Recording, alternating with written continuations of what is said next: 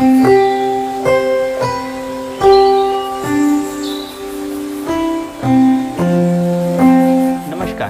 आज हम बात करते हैं गलों की गांठ के बारे में। गले में कहीं पर भी गांठ हो सकता है। हम लोग जब भी हम लोग डिवाइड करते हैं गले को, क्योंकि मैं कैंसर सर्जन हूँ तो मैं कैंसर रिलेटेड ही ज़्यादा बात करूँगा। वैसे गांठ कई बार हो सकते हैं, बच्चों में हो सकते हैं, बड़ों में हो सकते हैं।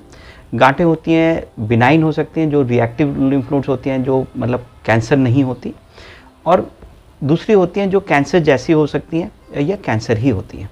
सो मैं आपको इस गले के गांठों के बारे में मैं बता दूं। सबसे पहले तो ये है कि हमारी ये जो गला है, ये हम लोग इसको डिवाइड कर देते हैं मल्टीपल सेक्शंस में।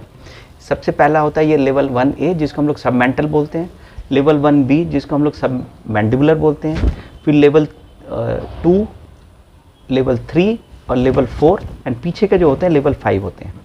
यहाँ पर गले की गांठें जो होती हैं, हम लोग जिस बारे में जो कैंसर रिलेटेड जब हम बात कर रहे हैं, तो गले की गांठों के कारण जो होते हैं, जिसको हम लोग बोलते हैं लिम्फ नोड्स के बढ़ जाने के कारण ये हम लोग के गले के गांठें बन सकती हैं।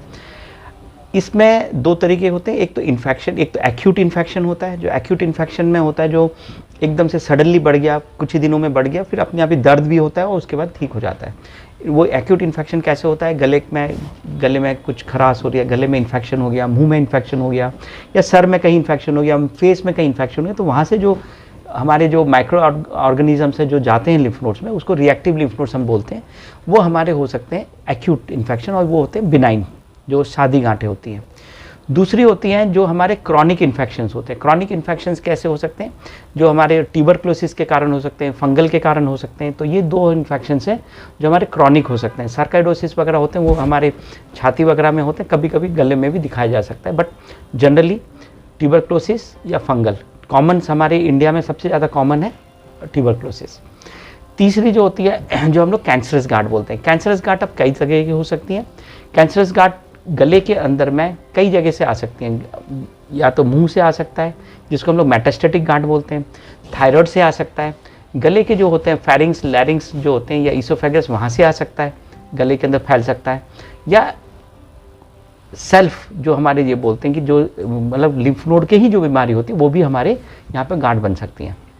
दूसरी जो गांठ होती है हमारे कहीं पर भी पेट में से या हमारे छाती से भी जो इन्फेक्शन होता है, वो भी मतलब कैंसर होता है, वो भी हमारे गले में फैल सकता है।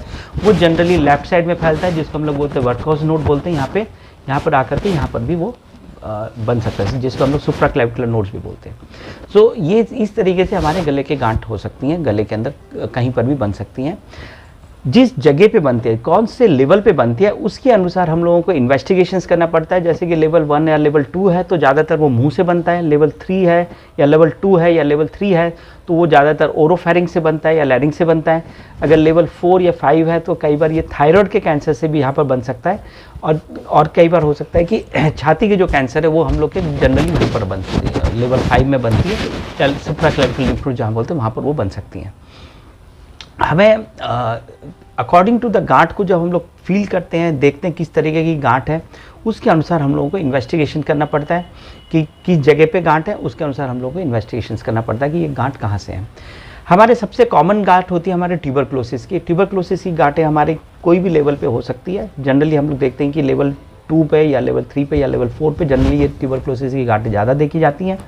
और क्योंकि ये कॉमन है तो इसलिए हम लोग जब भी कोई हमारे गांव में या कहीं पर भी कोई गांठ है, तो सबसे पहला हमारा ये रहता है कि ये ट्यूबरक्लोसिस को हम लोग को जांच करके देखा जाएगा कि कहीं ट्यूबरक्लोसिस है, तो ट्यूबरक्लोसिस की दवा चलेगी और ट्यूबरक्लोसिस से उसका ठीक हो जाएगा।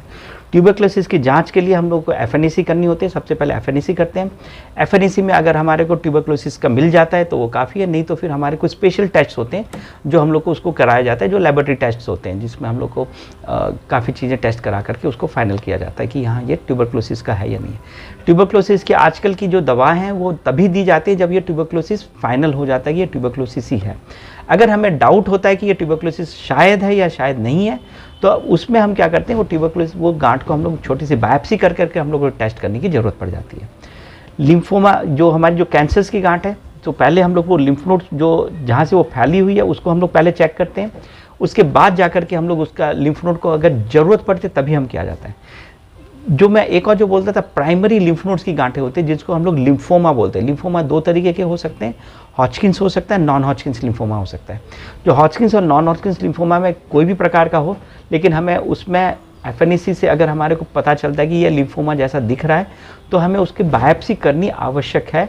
बायोप्सी करके उसका कौन सी तरीके की, उसमें इम्यूनोहिस्टोकेमिस्ट्री करते हैं, उसके बाद हम लोग को फाइनल करते हैं कि ये किस तरीके की ये गांठ है और उसके अनुसार उसकी आगे की निर्णय लेते हैं कि क्या आगे के परीक्षण करनी है, जैसे कि पेट स्कैन करना है या हमें उसकी कहीं और भी टेस्ट करने हैं, वो सारे टेस्ट करके और ब्लड टेस्ट वगैरह भी करना होता है, बोन मैरो टेस्ट भी करना होता है। उसके अनुसार फिर उसको हम आगे का निर्णय लेते हैं कि क्या टेस्ट करना है और आगे का जांच क्या करनी है और क्या ट्रीटमेंट देना है। लिम्फोमा क्यूरेबल है। थायराइड से मैलिग्नेंसी जो आती है वो भी क्यूरेबल है। थायराइड की मैलिग्नेंसी से अगर लिम्फ नोड्स यहाँ पर बने हैं तो उसका ऑपरेशन करना होता है। अगर हमारे बेस ऑफ टंग है या हाइपोफैरिंग्स या लैरिंग्स के कारण गांठ बने तो उसकी सिकाई करनी होती है, जिसको रेडियोथेरेपी बोलते हैं। अगर मुंह के कैंसर्स के कारण यहाँ पर बनी है, गांठ बनी, तो हमारे प्राइमरी के साथ में वो लिम्फ नोड्स भी निकालने होते हैं। तो हमें ये सारी चीज़ें को ध्यान दे करके काम करना होता है कि ये किस तरीके की गांठें हैं गले की, और उसी के अनुसार उसका टेस्ट और आगे का निर्णय लेकर के करना है।